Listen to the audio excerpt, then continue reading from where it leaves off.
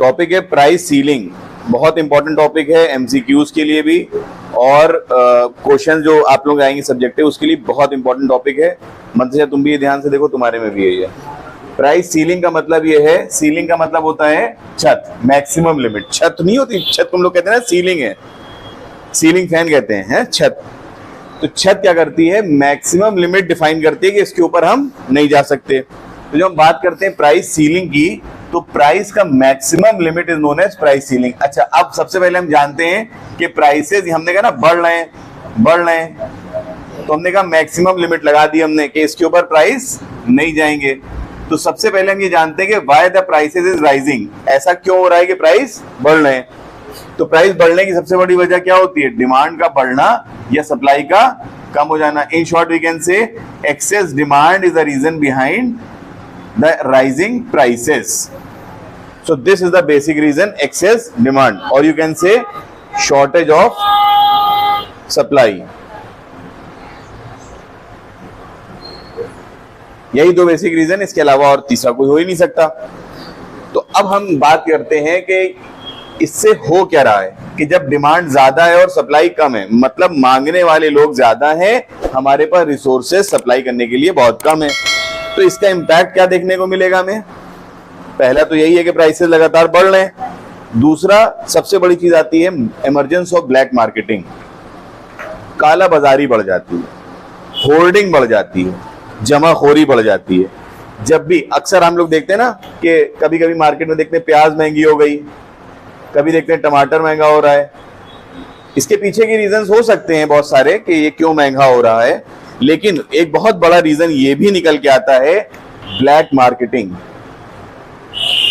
Black marketing is the cause behind more and more, मतलब शुरुआती initial prices हो सकता है किसी वजह से और बढ़ रहे हो, इनिशियल में हो सकता है सप्लाई कम हुई हो कि भाई अब प्याज की जो प्रोडक्शन कम हो गया, टमाटर का प्रोडक्शन कम हो गया, इनिशियल स्टेजेस में हो सकता है ऐसा। लेकिन आगे चल के फर्दर लोग ब्लैक मार्केटिंग शुरू करते हैं। क्या करते हैं, मान लो फॉर एग्जांपल 10 रुपए की चीज थी, ये 10 रुपए किलो वाली चीज थी, इसका दाम हो गया मान लो 40 रुपए पर किलो। लोगों ने देखा कि यार इसमें बड़ा स्कोप है, भर लो, गोदाम भर लिए। जब हमने खूब सारा माल खरीद लिया तो क्या हुआ, मार्केट से सप्लाई क्या हो गई, कम हो गई। मार्केट में सब शॉर्टेज हो गई इस चीज की, शॉर्टेज होने से क्या हुआ, और डिमांड तो बढ़ ही रही थी और प्राइसेस बढ़ना शुरू हो गए, शॉर्टेज होने से और प्राइसेस बढ़े। ये कहलाता है होर्डिंग। ठीक है, तो there is a difference between profit and profiting. Profit is a normal course of business. Profit तो नॉर्मल कोर्स ऑफ बिजनेस का पार्ट है। हम जब भी बिजनेस अंडरटेक करते हैं तो हम प्रॉफिट की लालच में ही बिजनेस करते हैं, प्रॉफिट कमाने के लिए ही बिजनेस करते हैं। लेकिन प्रॉफिटिंग जो होता है वो अनएथिकल टर्म माना जाता है।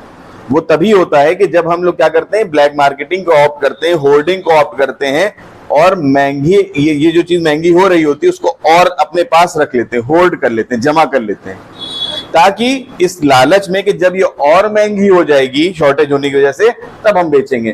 तो अब जब इन्होंने 40 रुपए के दाम पे इन्होंने क्या किया, होल्डिंग करी, शॉर्टेज हुआ, तो जब 100 रुपए के दाम पे ये चीज हो गई तो इन्होंने क्या किया, मार्केट में सप्लाई करने लगे। तो क्या होगा, इनको 10 रुपए की चीज इनको कितने में बेचेंगे, ये 100 रुपए में। 40 में खरीद के कितने में बेची, 100 में, 60 का फायदा। This is known as profiting. Am I clear? तो ये बहुत बड़ा इंपैक्ट निकल के आता है ब्लैक मार्केटिंग के केस में। तो अब इसको गवर्नमेंट ही इसको डील करेगी। किस तरीके से, पहला है फर्स्ट कम फर्स्ट सर्व।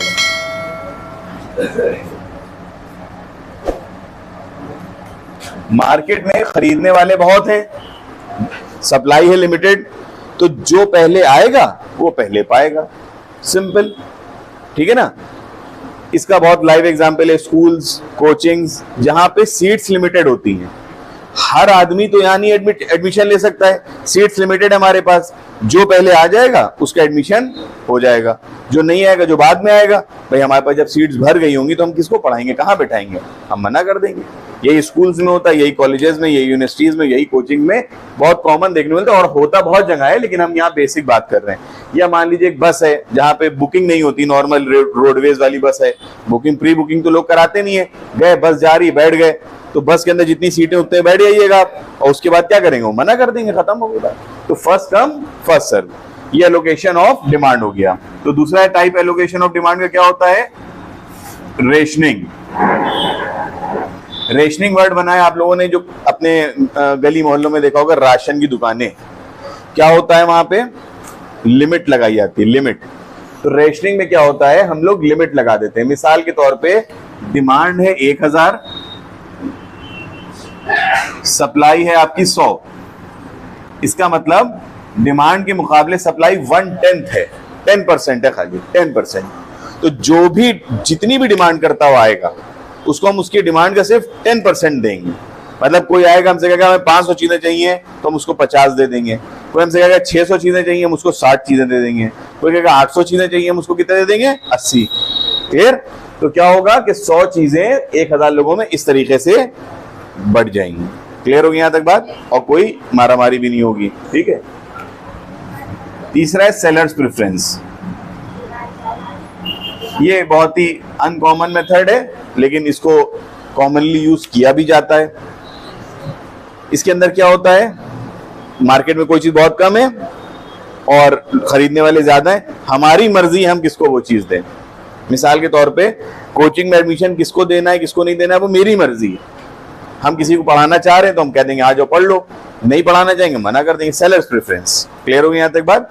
तो ये तो मेथड्स हो गए किस तरीके से हम बढ़ते हुए प्राइसेस को कंट्रोल कर सकते हैं या बढ़ती हुई डिमांड को कैसे हम लिमिट लगा सकते हैं। अभी भी प्राइसेस बहुत ज्यादा नहीं बढ़ना, मतलब रुकेंगे नहीं बढ़ना। अब हम लोग इसको कर्व की मदद से समझते हैं। एक्स एक्सेस पे हम लोग क्वांटिटी दिखा रहे हैं, वाई एक्सेस पे हम लोग प्राइसेस दिखा रहे हैं। डी डी हमारा डिमांड कर्व हो गया, एस एस हमारा सप्लाई कर्व हो गया और ये हमारा पॉइंट ऑफ इक्विलिब्रियम है जहां पे OP is equilibrium price and OQ is equilibrium quantity. Am I clear? हमने कहा प्रॉब्लम आ रही है एक्सेस डिमांड की, मतलब डिमांड ज्यादा है। तो अगर प्राइसेस यहां पे होंगे कहीं नीचे, मान लो OP1 प्राइसेस हो, तो in that case the quantity supplied will be OQS and the quantity demanded will be OQD। Means here in this case the demand is exceeding the supply, demand is exceeding the supply. Sorry. So what will be the effect? कि prices will tend to rise. ये है ना point of equilibrium, इसी को extend करते हैं हम लोग। Prices will start rising from this to this point because there is an excess demand. Because of the excess demand, the prices will shoot up and it will rise up to the point of equilibrium, point E. लेकिन consumers के लिए इतने price पे करना हो सकता है कि पॉसिबल ना हो। मार्केट में जब बहुत ज्यादा दाम बढ़ने लगते हैं, जिसको हम लोग बहुत बेसिक जबान में बात करते हैं, महंगाई बढ़ रही है, दाम बढ़ रहे हैं चीजों के, तो लोग बढ़ते हुए दामों को अपनी करंट इनकम से मीटअप नहीं कर पाते हैं। लोगों को प्रॉब्लम होती है, अनइजीनेस होती है, प्रॉब्लम्स आती हैं, तो गवर्नमेंट इंटरवीन्स इन बिटवीन और मान लो कि गवर्नमेंट सेट कर देती है ये प्राइस लेवल OP0। तो अब क्या होगा कि प्राइसेस बढ़ेंगे, लेकिन कहां तक, यहां तक नहीं। पहले यहां तक बढ़ रहे थे, अभी यहीं तक बढ़ेंगे। मतलब पहले बढ़ के मान लो मिसाल के तौर पे 1000 हो जाते, अभी कितने पे रह जाएंगे, 600 पे मिसाल के तौर पे। So this is a point which is known as price ceiling. Clear हो गया यहां तक बात? अब इतना आपकी बुक्स में दे रखा है, नॉर्मल क्लास 12 तक की किताबों में या आगे की किताबों में यहां तक दे रखा है कि किस तरीके से ये पॉइंट सेट होता है। लेकिन असली मार्केट में जब हम असली उसमें आते हैं सिनेरियो में, रियल वर्ल्ड में किस तरीके से ये दाम सेट करती है गवर्नमेंट, ये ध्यान समझना। एक चीज होती है, गवर्नमेंट के वेयर हाउसेज मान लेते हैं, जैसे FCI food corporation of India का वेयर हाउस हो गया। अभी सिचुएशन क्या है कि डिमांड मार्केट में बहुत ज्यादा है। देखिए हमने कहा कि 600 रुपए प्राइस होंगे, गवर्नमेंट ने सेट कर दिया, तो क्या गवर्नमेंट अगर कह देगी तो क्या वो लोग मानना शुरू कर देंगे? वैसे ही हो सकता है मानना शुरू भी कर दें। जैसे कोविड के टाइम पे एक गवर्नमेंट नोटिफिकेशन निकाला कि एसेंशियल कमोडिटीज में शामिल होगी क्या क्या चीजें, मास्क, सैनिटाइजर। गवर्नमेंट ने सेट कर दिया कि इतने रुपए से महंगा नहीं बिकेगा, जो महंगा बेचता पाया गया उसको जेल में डाल दिया जाएगा या मिसाल के तौर पे उसको कोई फाइन लगा दिया जाएगा। ये कर सकती है गवर्नमेंट। लेकिन एक और तरीका है, उसको भी समझते चलते हैं हम लोग, वो भी आपके सिलेबस में नहीं लिखा हुआ है लेकिन पूछा जा सकता है, आपको नॉलेज होना चाहिए। यहाँ पे डिमांड ज्यादा है, सप्लाई कम है। इन वेयर हाउसेज में गवर्नमेंट के पास माल स्टोर रहता है। हम बात कर लेते हैं एग्रीकल्चरल कमोडिटीज की, मिसाल के तौर पे गेहूं की, वीट की। क्योंकि वीट की डिमांड मार्केट में बहुत ज्यादा बनी हुई है, सप्लाई कम है, तो अभी क्या हो रहा है, gap between the demand and supply ज्यादा है, देखो यहाँ पे, और ऊपर आते हैं तो गैप देखो क्या हो रहा है, कम हो रहा है। तो गवर्नमेंट इतना अपने गोदाम से निकाल देगी, चीजें सप्लाई कर देगी मार्केट में, कि मार्केट में जो गैप होगा डिमांड और सप्लाई का, वो इतने से, मतलब इतना था पहले, बहुत ज्यादा था, वो कम हो जाएगा और इतना रह जाएगा। मतलब इतनी डिमांड और सप्लाई के बीच का गैप कम कर देगी कि प्राइसेस बढ़ के भी इतने से ज्यादा नहीं बढ़ सकते। क्योंकि नॉर्मली प्राइसेस क्यों बढ़ रहे थे, क्योंकि डिमांड ज्यादा थी, सप्लाई कम थी। इतनी सप्लाई इन वेयर हाउसेज से कर दी जाएगी कि मार्केट में शॉर्टेज अभी भी रहेगी, डिमांड और सप्लाई के बीच में गैप अभी भी रहेगा, लेकिन इतना कम हो जाएगा कि प्राइसेस चाह कर भी इस पॉइंट के ऊपर नहीं बढ़ पाएंगे। Am I clear? पक्का? ये हो गया प्राइस सीलिंग।